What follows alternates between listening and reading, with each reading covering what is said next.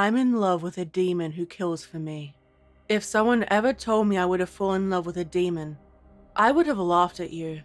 Not because I'm particularly religious, but I can't say I believed in something like this. I was sitting in my study, researching a project for a university assignment, when I got up to get a refill in my glass of water. I got up from my seat, the wheels of my chair making a sound in the otherwise silent apartment, and walked down the small hallway headed toward the kitchen. Out of the corner of my eye, I saw a seated figure. I jumped, stopped, and flicked on the light. There was nobody there. I shrugged and made my way to the kitchen, filled up my glass of water, and opted for a coffee instead. I turned on the kettle and leaned back against the wall, idly flicking through social media on my phone. I had that infamous feeling that I wasn't alone. With my coffee in tow, I walked back and glanced in the room where I saw the shadow. Again, nothing. I went back to work and kept studying, when I had the impression that someone was standing behind me. I froze in my seat. The hair on the back of my neck went up, and I didn't want to look behind me. In the reflection, I saw a faint outline of a shadow person, standing right behind me. I couldn't make out any identifying features, but it was tall and likely a man.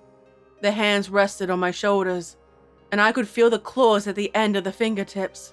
So far, it said nothing to me. I gulped. I've never been good at dealing with silence. Who are you? I saw it smile, or sneer rather.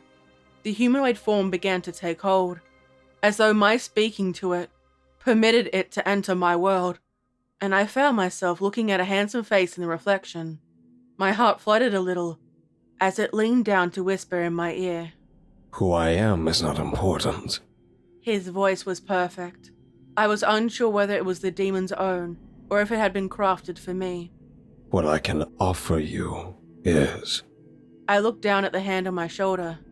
I could feel it, but not see it. The hold tightened ever so slightly. I couldn't ignore the prompt. And, what exactly are you offering me? It was gone. The dramatic moment left. I jumped up with the presence gone from me. My hands on my shoulders, and I looked around the room. A part of me longed for those hands on me again, as though they had already become part of me. I sat back down, typing some of the essay, and I kept being drawn to look for any signs of the shadow man in the screen. It didn't appear. Once saved and progress monitored, the sun peeked through the curtains, and I headed off for a nap before work in the late afternoon. I walked into the bedroom and flopped on my back, staring up at the ceiling, and as I slowly blinked to sleep, I finally saw its face.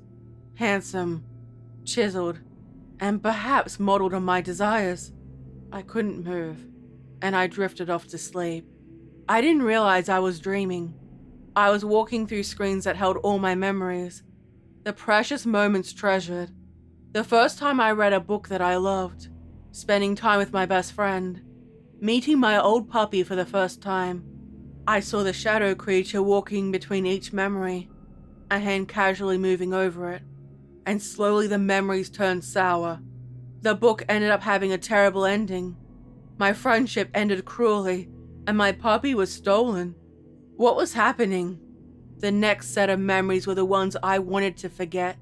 Why were they more prominent than the happy ones? I saw people being cruel to me both knowingly and unknowingly.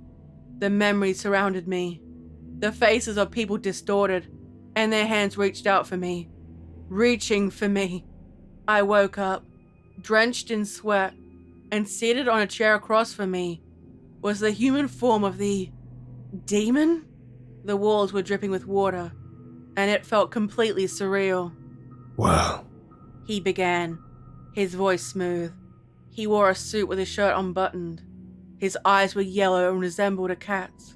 He leaned back in his chair. Fingertips gently tapped against each other. Most of his face was concealed. Light from the moon highlighted his eyes. what is it you desire? If you tell me, I can make it come true. This had to be a dream brought on by exhaustion. Oh, I see. Well, right now I'd like some Maccas, $1 billion, A puppy? Ooh, maybe even an unlimited supply of snacks, I suggested, admittedly sarcastic. Had I known who I was speaking to, I may have shown a little more respect. His lips drew back into a smirk. I could have sworn he had fanged teeth and his hands relaxed. When most people have this on offer and take it seriously, how many times is a proposal like this offered to a mortal like yourself? The question hung in the air. Sitting up now, I rubbed my eyes and checked the alarm clock on my bedside table. 3 a.m. I looked back, and still the demon sat there, waiting. Normally I would have woken up by now, and finally the realization that the demonic creature was real. I was talking to a demon. He taunted. I can't say I've really thought about it, I admitted. Sure, everyone dreams about getting whatever they wish for, but no one really believes it will just happen. Surprisingly, I relaxed and slouched a little, crossed my legs and looked at my guest, I guess. I need you to speak them out loud, and perhaps we can come to some kind of an agreement. Let me guess. It'll be in exchange for my soul? He laughed, just a little bit too loud and too long to be comfortable. The demon shook his head in amusement, and I wondered if he had heard this many times before. Ah yes, your soul. Your kind often are so willing to barter with something you barely have a concept of or even understand. He answered dismissively, as though he'd been offered hundreds, if not thousands of them before. Your soul is of no use to me.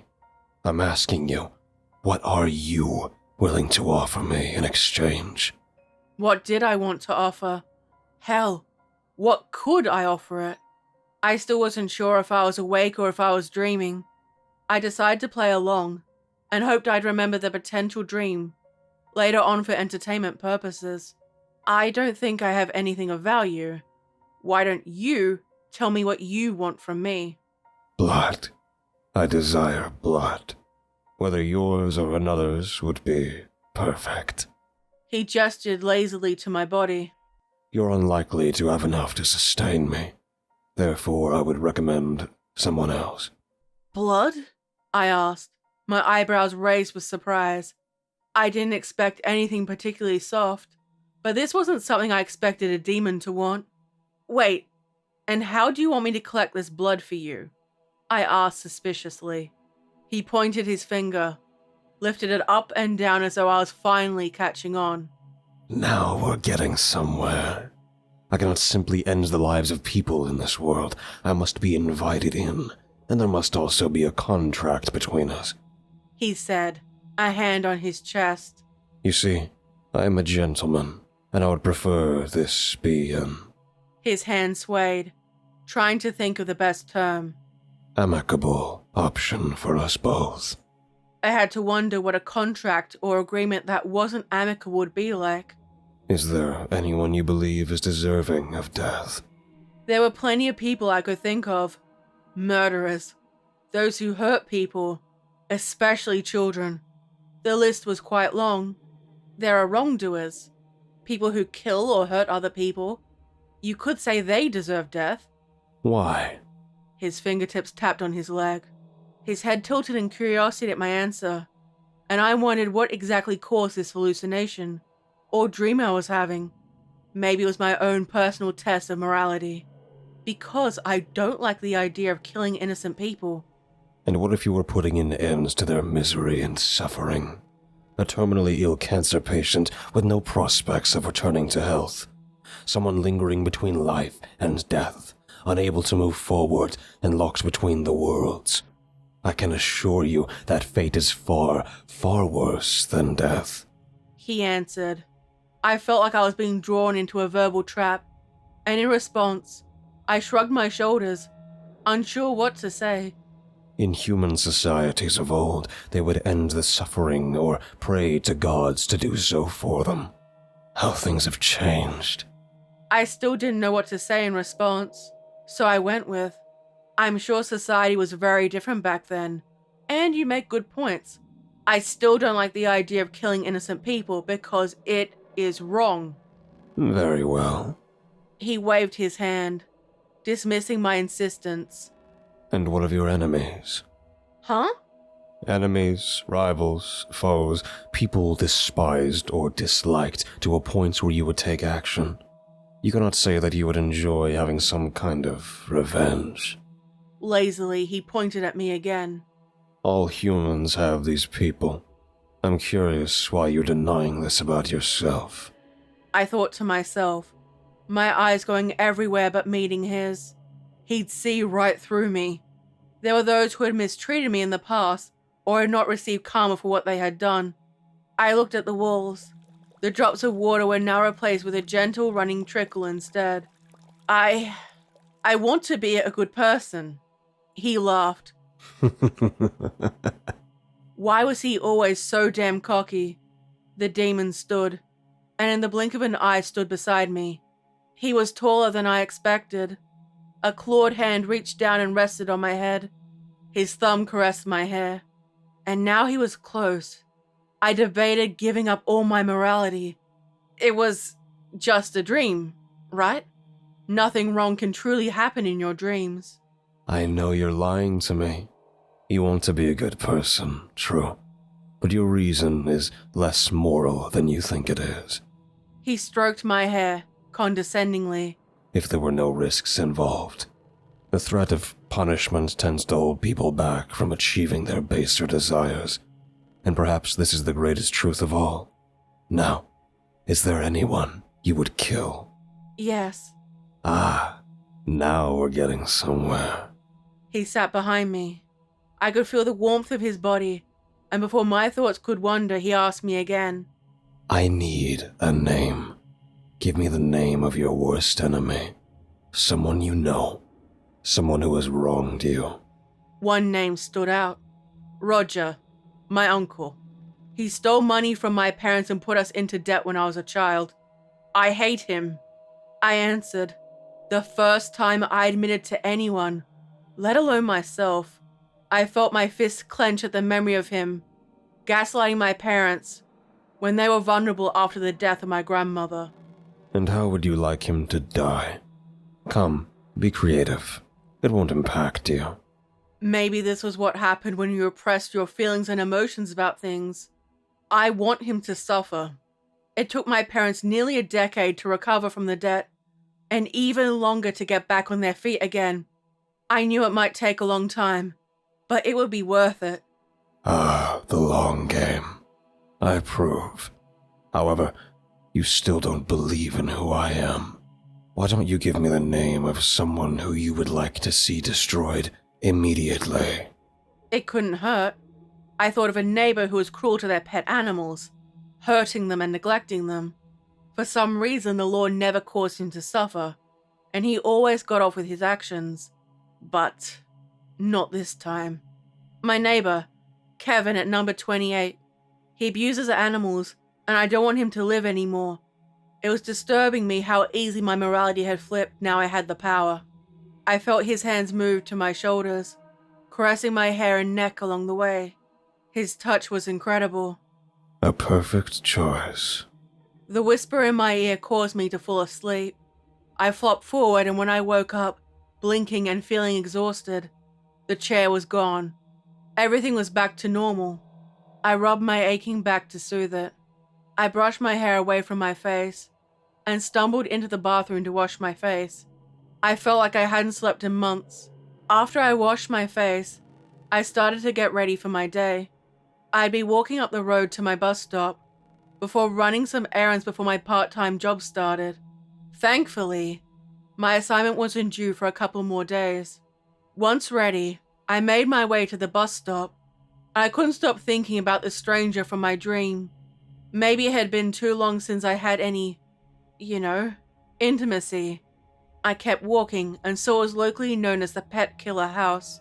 There were police outside, and around the police tape, a group of neighbors were whispering among themselves about what had happened. I heard whispers that he had been drained of blood, and his pets had been feasting on his remains. Most managed to disappear and couldn't be located at the property. Wait, this This had to be a coincidence. I thought about whoever he was and the promise he made to me. I did black out. Did this mean I could have done this myself? I waited at the bus stop, ignoring people and giving only the slightest nod of my head in greeting. I paid some bills, bought some things for the house, and went to my administration job. Sitting at my desk, I organized my schedule for the day, and I could have sworn I saw the reflection of the demon, man, whatever it was standing behind me. It was just a shadow again. I paused, irritated by the disturbance at work, and kept typing so my peers could see that I was still working. I didn't want one of my nosy co-workers coming over and asking me questions, especially my supervisor. You know I could take them too. The voice whispered. Now he was nowhere to be seen, no doubt hiding away, and I pretended I didn't hear him, typing away on my keyboard about data I didn't care about, for a company that gave me a paycheck, but I have no love for. The company had decent benefits, the bosses themselves were okay, and tried to treat everyone fairly, and most co-workers were nice enough.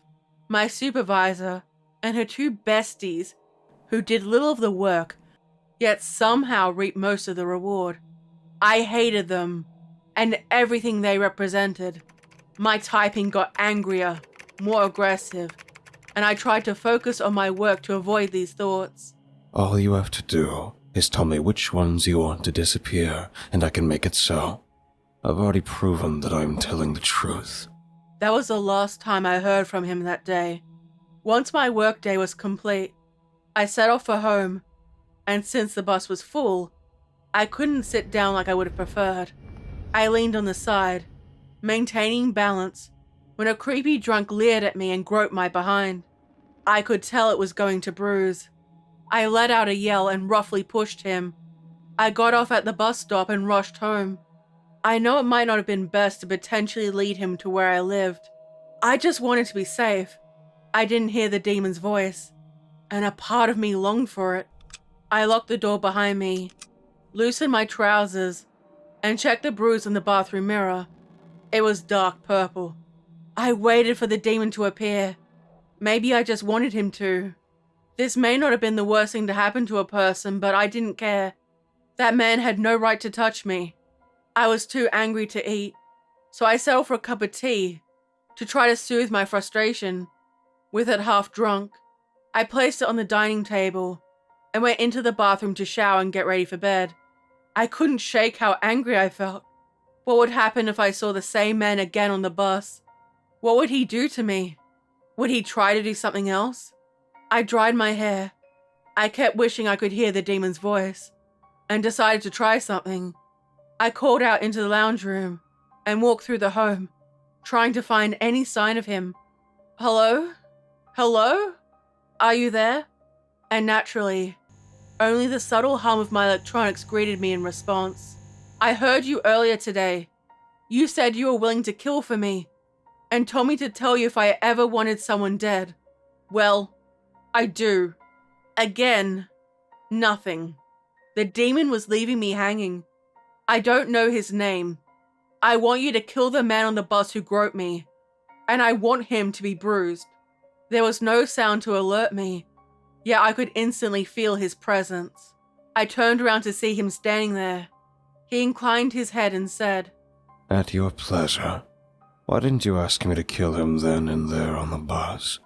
I was there with you. I'm always with you now, even when I'm silent. I'm not sure, I answered honestly. Why did a demon have to be so damn attentive? All you have to do is ask. The person will be killed, and you don't need to worry, he said. His hand rested on my cheek, and I felt an intense sense of arousal from his very touch. My hand trembled, reached up and rested on his to pull it away. The deal was sealed with barely a kiss before the demon disappeared. After the first kill, I didn't doubt the demon would keep his word, and slowly, the idea of having this ability was no longer a terrifying one. Anyone I wanted would die. My fingertips touched my lips, feeling his touch. and remembering he would always be with me. Strangely, I felt safe, content. I readied myself for bed, curled up, and slept well for the first time in many months. It didn't occur to me how the demon could behave if he didn't get what he wants. I woke up and made a mental note to finish that damn assignment before I forgot. As I got ready for the day, I wondered how the creepy man from the bus was going to meet his fate. Would he be beaten until he died? Would he be hit by a car? There were so many possibilities. I stood in front of the mirror, brushing my teeth, and I could have sworn the reflection looking back at me was different. My eyes seemed to be darker than usual. I leaned in close, opened my eyes wide to see and get a better look. I felt healthier than I had in a long time. The good night's sleep was one thing, but this was different. I was more vibrant, alert, and I didn't need any coffee or anything to help get me through the day. Before I left, I looked at my reflection in the mirror again. I was healthy, beautiful, and my posture was better. Such an incredible difference. There was no sign of the creepy man at the bus stop, and nor did he get on during the trip. There was still the trip back. So far, it looked like the demon had kept up his end of the bargain. I walked to work and I smiled at people. Wait, why was I so willing to be social? One of the other ladies who sat close to me said hello and complimented me. Sure, she was always friendly, but even other people began to notice me.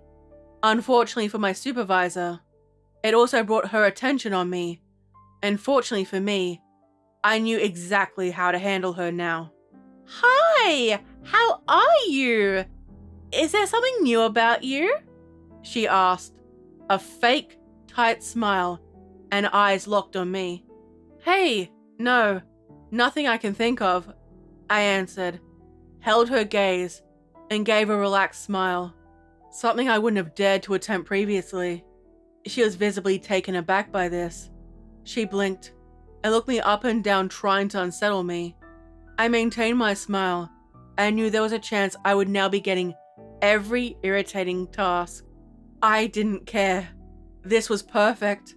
I saw his shadow pace around her, as if asking me if I wanted to see her suffer and end her life. Kill her? No. Make her suffer? I wouldn't go that far. I am here if you need me, He whispered, an offer. Oh, I see. I think I need to reassign some more tasks to your plate, and I will need you to stay back this evening to complete them. She gave that stupid smug smile again and turned to walk off to the water cooler, where the two lazy workplace henchmen stood nearby, already whispering and gossiping like the vapid strumpets they are. I went to my desk, sat down, and logged in. Already a pile of tasks, mostly unnecessary, had been added to my schedule, and all of them needed to be completed by the end of the day. My supervisor certainly worked fast. Why didn't you ask me to kill her? You know, she will only get worse as time goes on. Why not? He murmured, brushed invisible fingertips along the curve of my neck. Nip it in the bud. Not yet, I thought to myself, as the nasty messages began coming in. When was I going to answer this email? Why didn't I join a pointless employee performance meeting that was sent out of the blue? Did I receive any messages from my superiors yet, etc., etc.? They kept piling up. There was no way I'd be going home. I messaged back with something I never would have dared previously. I will require additional compensation and an increased time frame in order to get these tasks complete, and to a high standard. My fingers hastily typed. I pressed send before reason could prevent me from doing so. I knew the message was read because I heard the scream from across the room, and all my co-workers went silent. Was it worth it? Maybe. I felt my heart beat faster, and the demon didn't say a single word. My supervisor walked out, clearly furious with her flushed face and narrowed brow.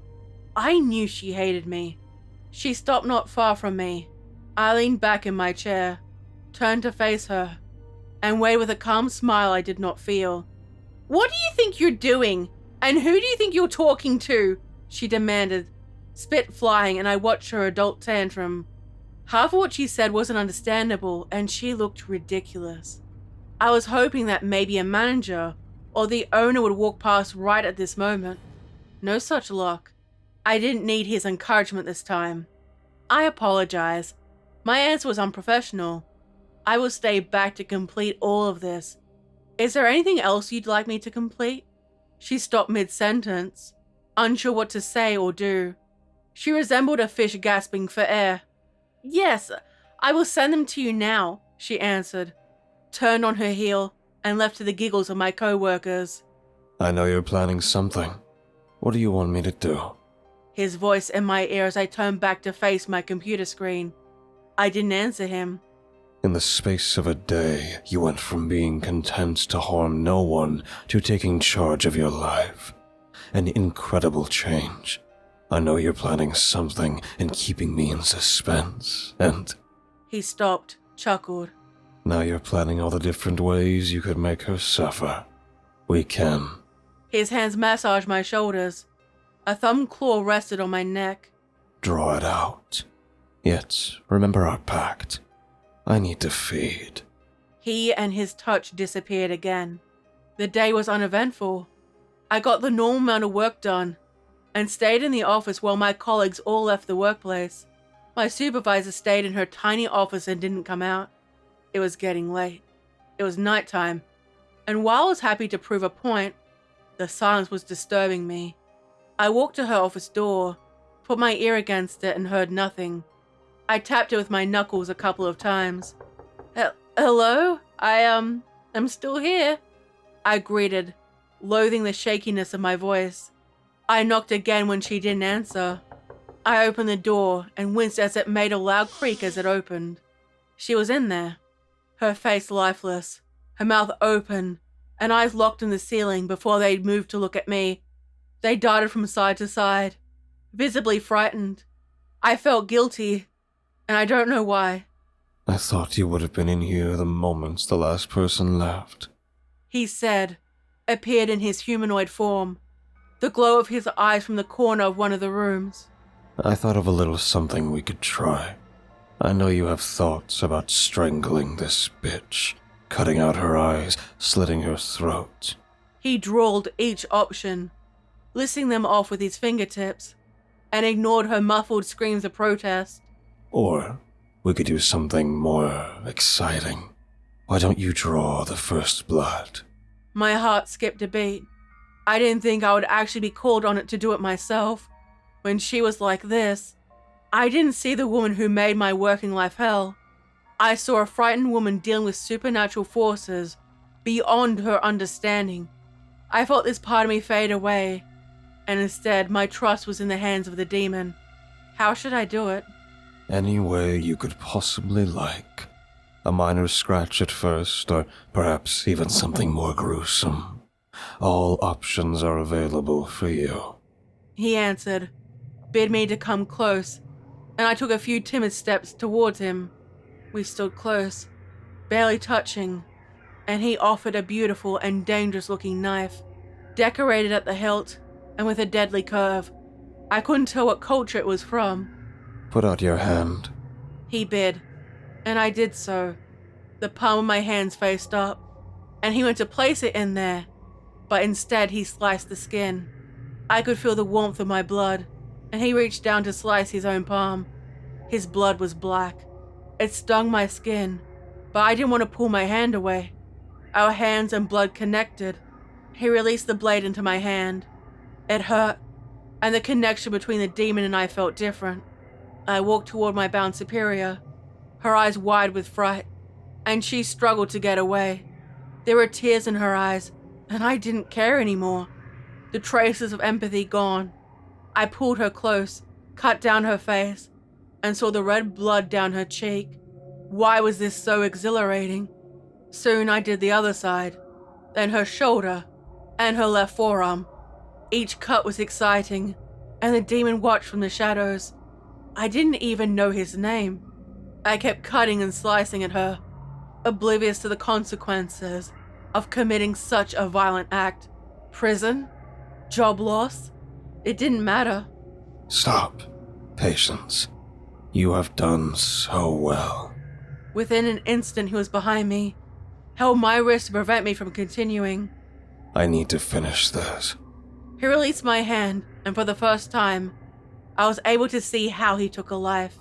His hands cupped both her bloody, sliced-up cheeks, and his cat-like eyes gazed down into hers. I could hear her rapid heartbeat and her steady breathing. Her body contorted, stiff and twisted as it jerked. It looked incredibly painful. A mist entered his lips, and I guess he claimed her soul. Then why did he mention blood so much before? I watched him as the husk fell to the ground. His eyes glowed. The way he moved and held himself changed. The feeding had done the job of healing him. And what do we do now? I don't think I can come back to this job tomorrow, I answered. Realized the nature of the situation, and my mortal life irritated me. I didn't like my job or my old life. Sure, it had good parts, but it never truly made me happy. It is time to go back home for now, and I think it is best that we hit the road and not look back. He offered a hand to me. I accepted it, and felt a whirlwind around me. We were back at my place. My apartment now seemed so boring and mundane. My head span. I sat on the lounge, and the demon watched me. He disappeared to wherever he goes. For the first time today, I felt the exhaustion hit me. I assisted with the murder of someone I knew. I stripped off my clothing and got in the shower to try to wash the blood from my body. It took longer than I thought to come off. It clung to my skin, and whenever I closed my eyes, I'd see my supervisor's mutilated face. I dried myself off and flopped on my bed. I didn't dream. I woke up. Was everything a dream? A nightmare? I checked my phone, and one of my workmates messaged me and told me that the supervisor had been found. I was the last person known to be around her. In a rush, I packed some items and heard a loud knock on the door. I peeked through the peephole. I saw 2 police officers standing there, waiting for me. I tiptoed back and wrapped a towel around my body before opening the door. Hello? Oh, hello, officers. I feigned surprise. If they knew I was lying, they didn't comment on it. Their words jumbled in together, and there was a repeat of the story. My supervisor had been found dead, and they had been concerned for my safety. I told them that all was well when I left the office, and said that there was a man standing outside the building. I didn't know him. They also mentioned the altercation the pair of us had, and I told them it was harmless workplace drama. I was given the detective's card, and in a blur, the police left. I told you that you should have left when you had the chance. There he was, seated on the lounge, perfectly comfortable. He smiled at me, and didn't seem worried that I lied to the police, or that my life could completely change. What am I supposed to do now? I bit my fingernail and began pacing back and forth along the already aged carpet. There was a chance that the police were already watching me. I couldn't risk getting a hire car. Oh, could you do the transport thing you did last night? Unfortunately, that was right after I fed. I would have to feed again to do it so soon. His arm rested on the back of the lounge. Watched me pace back and forth. I could see his face more clearly now. His eyes were more subdued gold and still resembled a cat. Dark hair drawn backward, and there were deep scratches on his face, starting at his eye and along his cheek. I wasn't sure whether it was the lack of shadowing, but it was the first time I noticed it. God damn it! I took the Lord's name in vain and went to my room to get quickly changed. I got some paperwork and other essential items ready to take with me. I wouldn't be able to access too much of my bank account, especially if the police had already started to track me. I took some clothes, other essential items, and the cash I stashed under my mattress. I never thought I'd be forced to use it. I grabbed the bag I stashed away and carried it. I looked around at my apartment and realized how much of my old life I would be missing. I have a feeling the police will be back soon to collect you. I recommend you hire a car and leave as soon as possible. He recommended and disappeared, not telling me how he knew or why. I left the apartment, hired a new car, and figured I'd have to come up with something along the road. I drove into the sticks, thinking of a new identity, and guess I'd have to get a new ID. It was exciting and terrifying at the same time. As I drove, I couldn't see him or hear him, but I knew he was around. I could feel him. I left the hire car in a place I knew it would get stolen. I found a motel in what looked like to be a town that suffered from the young people leaving to go to the cities for better opportunities. I asked around and mentioned I was happy to work and preferred cash in hand. Older people seemed to get it.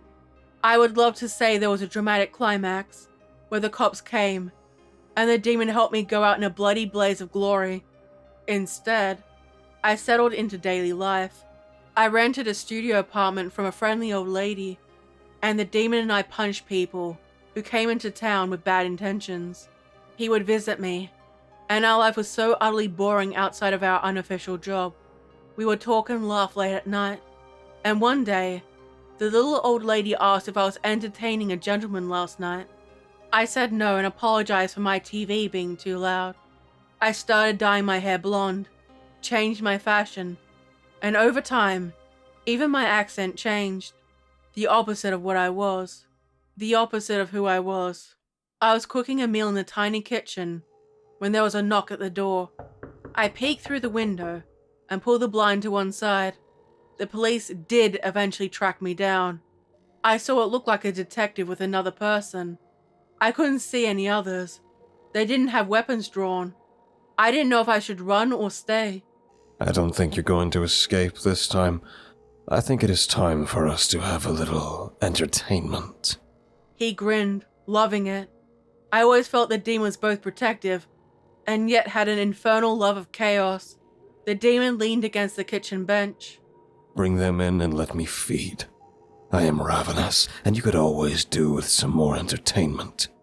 They're only here to ask you some questions for confirmation, and unfortunately for you, they're here to arrest you. You don't have any options. I stood up and walked toward the door, grumbling to myself, clearly irritated, and opened the door. I followed the dance of letting them in, inviting them to sit, and offering them something to drink. With my back to them, I was able to hide a steak knife under my shirt and handed each of them a glass of water. I sat across from them while the demon was nowhere to be found. I must have said the wrong thing. The two police officers looked at each other, nodded, and stood with their handcuffs ready, wanting me to come peacefully to the station. No, I'm not coming with you. You take one and I'll take the other. I stood up and slashed down with a knife. The officer grabbed my wrist with one hand and went for his gun with the other. There wasn't time for me to see or understand what happened to the detective. The demon acted fast, and there was nothing but a bloody mess where a human had been. Kill him! I snarled. The demon didn't move, while the officer pointed the gun to his own head. He muttered fearfully and tried to regain control of his body, but he fired. Blood and tissue burst into the air. I saw the demon. He was coated in blood and entrails, and I smiled at him. Gladly. All you have to do is ask. I'm in love with a demon who kills for me.